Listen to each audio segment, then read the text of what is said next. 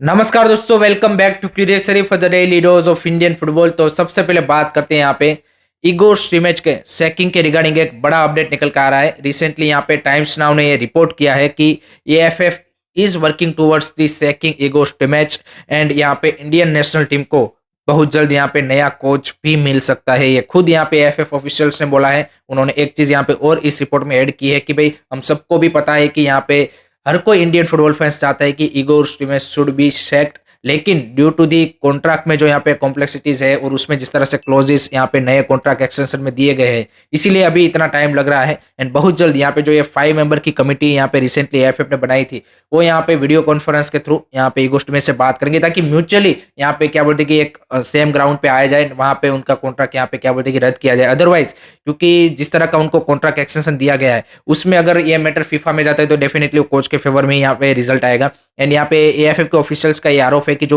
साजी प्रभाकरन एंड नीलंजन भट्टाचार्य ने जो कॉन्ट्रैक्ट एक्सटेंशन दिया, उसमें से वो क्यों उन्होंने जो पुराने कॉन्ट्रैक्ट में सीवरेंस क्लोज था उसको हटा दिया, कि जहां पे सिर्फ आप 3 महीने का नोटिस देके उसको हटा सकते थे। जबकि दूसरी साइड नीलंजन भट्टाचार्य जो कि एएफएफ के एक्स लीगल हेड है, वो यहाँ पे बोल रहे कि आपके पास हमने वो क्लोज भले ही हटाया हो, लेकिन आपके पास अभी भी टर्मिनेशन कॉन्ट्रैक्ट में परफॉर्मेंस क्लोज है, जबकि एएफएफ यहाँ पे मना कर रहा है। सो आई थिंक दोनों तरफ से यहाँ पे एक दूसरे के ऊपर आरोप जरूर लगाए जा रहे हैं, बट आई थिंक कहीं ना कहीं लग रहा है कि मल्टीपल रिपोर्ट्स अभी आप देखिए कि जहाँ पे ये बताया जा रहा है कि भाई कॉन्ट्रैक्ट में ही इस तरह का सिनारियो है कि यहाँ पे अगर यहाँ पे सेम पेज पे या फिर एक ऐसे ग्राउंड पे आ जाए कि भाई चलो 6 करोड़ में से आप कम करके मे बी जो भी यहाँ पे करवा पाओ, इन दोनों यहाँ पे म्यूचुअली पार्टेड वेस्ट करे। I think that is the best option at the moment लग रहा है, जिस तरह से भाई एएफएफ अभी बिहाइंड द सीन काम कर रहा है। सो चांसेस आर हाई कि यहाँ पे दोनों पार्टीज अगर सेम पेज पे आ जाती है, देन इगो मैच में भी आपको नेक्स्ट कपल ऑफ वीक्स या फिर डेज में सेक होते दिख सकते हैं, एंड देन आपको नेशनल टीम के लिए जून में नए कोच मिल सकते हैं। But this are all the possibilities.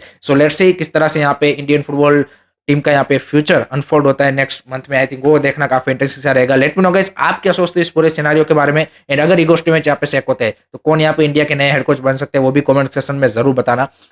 उसके बाद बात करते हैं गाइस, जैसे मैंने कल आपको अपडेट दिया था कि भाई ISL club Chennai FC and जो इंग्लैंड का चैंपियनशिप क्लब है नॉर्विच सिटी, उसके बीच में यहाँ पे पार्टनरशिप होने वाली है। तो उसका ऑफिशियल अनाउंसमेंट यहाँ पे हो चुका है, एंड दोनों क्लब्स ने यहाँ पे 3 साल की डील साइन की है, कि जहाँ पे नॉर्विच सिटी यहाँ पे, क्योंकि हम सबको पता है कि Indian market is upcoming and growing market in terms of the footballs viewership wise, तो वो चाहते हैं कि अपनी फुटप्रिंट यहाँ पे इंडिया में बढ़ाए, एंड एक कमर्शियल यहाँ पे उनके लिए यहाँ पे पॉसिबिलिटीज काफी ज्यादा है इंडिया में, अगर इस तरह से किसी क्लब के साथ पार्टनरशिप करके यहाँ पे इंडियन लोगों में अपना अगर रीच बढ़ा सकते हैं। जबकि दूसरी साइड चेन्नई एफसी के जो वाइस प्रेसिडेंट है, उन्होंने बोला कि हमारी पार्टनरशिप हम देख रहे हैं कि किस तरह से हम वहाँ के जो प्रोफेशनल नॉलेज है उन सबको शेयर कर पाए, एंड उसके अलावा यहाँ पे उनकी जो फैसिलिटीज है उसको भी यहाँ पे हम यूज करेंगे। उन्होंने बोला कि काफी ज्यादा हाई चांस है कि हम यहाँ पे जो नेक्स्ट सीजन का प्री सीजन है वो यहाँ पे हम उनकी फैसिलिटीज में करें। उसके लिए यहाँ पे नॉर्विच एफसी के जो यहाँ पे प्लेयर होंगे, उनके प्लेयरों को भी हम यहाँ पे एज अ लोन डील यहाँ पे नेक्स्ट कपल ऑफ सीजन में आपको लाते हुए देख सकते हैं। एंड ओएन कोयल का इस पूरे डील में काफी ज्यादा इंपॉर्टेंट रोल रहा है, ऐसा उनका कहना है। And I think this is a good partnership I would से।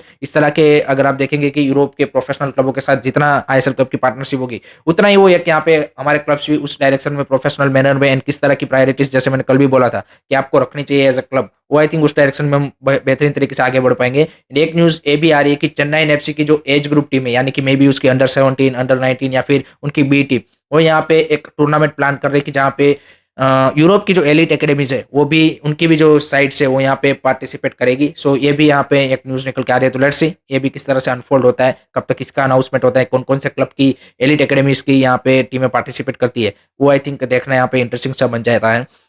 नेक्स्ट बात करते हैं गाइस यहाँ पे कार्लोस कुद्रा, जो कि ईस्ट बंगाल के कोच है। उन्होंने यहाँ पे भी जो अभी रिलायंस फाउंडेशन की जो डेवलपमेंट लीग चल रही है, उनको यहाँ पे काफी ज्यादा उन्होंने बोला है कि इंपॉर्टेंट है इंडियन फुटबॉल के और इंडियन प्लेयरों के जो फॉर्मेशन ईयर है उसमें उनको डेवलप करने के लिए। उन्होंने बोला कि जब मैं बेंगलुरु का बी टीम का जब कोच था, तब मैं देखता था कि भाई हमारी साइड 6-0 7-0 यहाँ पे बाकी टीमों से जीत जाती थी, और एक जो कम्पिटेटिव एनवायरमेंट चाहिए आपको फॉर्मेशन ईयर में, कि भाई 17 से 21 साल में आपको ऐसे कम्पिटेटिव फुटबॉल खेलना है कि you will be ready for that, you can say कि club level, senior level and then for national level.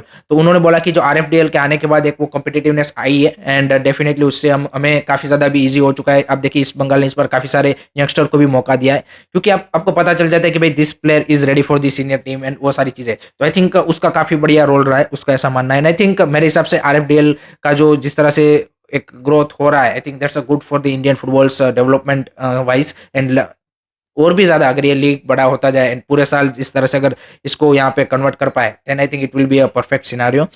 Next बात करते हैं गाइज यहाँ पे ऑब्वियसली आईएसएल के कल हुए मैचेस के बारे में। तो भाई Kerala Blaster versus East Bengal, what a match, chaotic match भाई। 2 रेड कार्ड यहाँ पे केरला ब्लास्टर को एंड 4-2 की score line in favour of East Bengal. So सब कुछ हमें इस मैच में देखने को मिला, हाई स्कोरिंग गेम था, सारी चीज थी, रेड कार्ड भी मिले, जिक्सन सिंह एंड नाउचो सिंह दोनों डिजर्विंग रेड कार्ड थे। इसमें आप कोई भी यहाँ पे क्या बोलते कि वो नहीं कर सकते कि भाई वो आप रेड कार्ड नहीं थे। एंड पेनल्टी भी जो मिला यहाँ पे ईस्ट बंगाल को, that's also clear cut penalty. तो I think refereeing decision wise एक भी यहाँ पे फॉल्ट नहीं था। टीमों की परफॉर्मेंस की बात करें तो very very you can say कि crucial win for East Bengal side, because अगर आपको 6 पोजीशन की रेस में रहना था तो ये काफी ज्यादा 3 पॉइंट क्रूशियल थे। And now they are also back into the you can say कि 6 position race. And great to see some of the youngster stepping up also, and जबरदस्त परफॉर्मेंस उन्होंने भी पुट अप की। लेट्स सी इस momentum को किस तरह से वो बना के रखते हैं, that is a more important thing. दूसरी साइड केरला ब्लास्टर के लिए डेफिनेटली आप प्ले ऑफ में पहुंच चुके हो, सारी चीजें हो चुकी है, बट आई थिंक जिस तरह से उनकी मेंटालिटी दिखी and Ivan Vukomanovic pre match post match conference जिस तरह से भी पिछले कुछ टाइम से वो यहाँ पे एक्सक्यूज देते जा रहे हैं, I think that is for me is big concerning part, because जिस तरह से भाई फैंस सपोर्ट दिखा रहे हैं, कल भी भाई more than I think 23,000 people in this stadium. And जिस तरह से भाई उन्होंने भाई दिमांता कोस का टिफो लगाया था कि भाई दिमी इज अवर डायमंड एंड सारी चीजें, वो भी चाहते हैं कि भाई दिमांता कोस कॉन्टैक्ट एक्सटेंड करे। एंड जिस तरह के सपोर्ट मिलता है केरला ब्लास्टर को, I think they deserve A trophy, but with this mentality and जिस तरह की परफॉर्मेंस उन्होंने कल दी है, आई डोंट थिंक सो कि इतना ज्यादा यहाँ पे उनके लिए इजी रहने वाला है। एंड एक चीज यहाँ पे पोस्ट मैच में यहाँ पे इवान वोकोनोविच ने ये भी बोले कि जो नेक्स्ट मैचेस वो खेलने वाले हैं, remaining matches before the playoff, उसमें वो ऑल इंडियन स्क्वाड के साथ जा रहे हैं ताकि उनके जो फॉरेनर्स है उनको यहाँ पे रेस्ट मिल जाए। एंड सारी चीजें उन्होंने ट्रैवलिंग का भी इशू बताया, एवरीथिंग। तो काफी ज्यादा इश्यू में वो पड़ गए। देखिए प्लेयर्स हर किसी टीम के यहाँ पे क्या बोलते हैं कि इंजर्ड हुए, मे बी आपके 1-2 ज्यादा हुए, बट उसका आपको सॉल्यूशन निकालना पड़ेगा एंड आपको टीम को रिकवर करना पड़ेगा। बिकॉज कल भी मैंने जैसे बोला था कि भाई आपने second half of the season में सिर्फ 4 पॉइंट लिए and you are completely on a downgrade side. And इस मोमेंटम के साथ आप बिल्कुल नहीं चाहोगे कि आप प्ले ऑफ में जाए, क्योंकि वहां पे फिर आपका कुछ होने वाला नहीं है, सिर्फ जाने के लिए होंगे, वहां पे आपकी परफॉर्मेंस नहीं आएगी। You need a players that confidence, and वो कहीं ना कहीं कल मिसिंग लगा। So that's the big concerning part for Kerala Blaster and Ivan Vukomanovic, and उनके ऊपर भी प्रेशर अब बनता जा रहा है। तो लेट्स सी किस तरह से यहाँ पे केबीएफसी का परफॉर्मेंस प्लेऑफ में देखने को मिलता है। उसके बाद बात करते हैं आज के मैच के बारे में। तो आज तो भाई 6 पोजीशन की रेस से बहुत ही ज्यादा इंपॉर्टेंट मैच है, सिर्फ यहाँ पे चेन्नई एफसी और जमशेदपुर एफसी के लिए नहीं, यहाँ पे बाकी टीमों की नजर भी इस मैच के ऊपर डेफिनेटली होगी। And I think Chennai FC ने जिस तरह से भाई अवे में मोहन बगान को हराया, उससे डेफिनेटली उनका कॉन्फिडेंस बढ़ा होगा। ओएन कोयल ने भी बोला कि this is the perfect time to get you can say की कंसिस्टेंसी, चाहे पहले बिफोर द सीजन में या फिर पिछले सीजन में या फिर जो भी यहाँ पे अभी तक हुआ है, वो कोई फर्क नहीं पड़ता, अभी हमें कंसिस्टेंसी चाहिए, that is more important. And Jamshedpur के लिए भी this is a must win game, so I think it will be interesting battle. I think I am seeing equally battle to be honest guys. So my prediction I would say मतलब 50-50 game रहेगा मेरे हिसाब से। And क्योंकि इसमें predict करना बहुत ही मुश्किल है, सभी टीम्स देखिए 6 पोजीशन की रेस में कब अच्छा खेलती है कब बुरा खेलती है पता ही नहीं चलता, तो उस सेंस में आई think it will be a balance game, let's see. अब लास्ट में बात करते हैं गाइस यहाँ पे आईएसएल का जो match Punjab FC versus Mohan बगान का था, उसमें यहाँ पे भाई बिहाइंड द क्लोज डोर खेला जाएगा, क्योंकि लास्ट मैच में पंजाब एफसी जो नेहरू स्टेडियम दिल्ली में है, वहां पे कोई फायर का इशू हुआ था, तो अभी तो फायर क्लियरेंस यहाँ पे पंजाब एफसी को मिला नहीं है, तो दिल्ली के अथॉरिटीज की ओर से यहाँ पे जो नेक्स्ट मैच है उनका मोहन बगान, वो यहाँ पे क्लोज डोर में खेला जाएगा।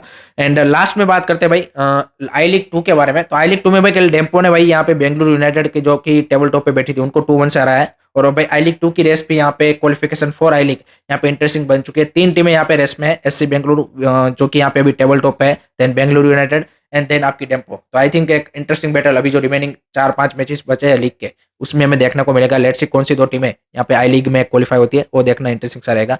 सो that's it from my side guys regarding today's Indian football news. I hope कि आपको वीडियो पसंद आया होगा। Keep supporting Indian football, don't forget to like share subscribe curious study. जय हिंद, जय भारत।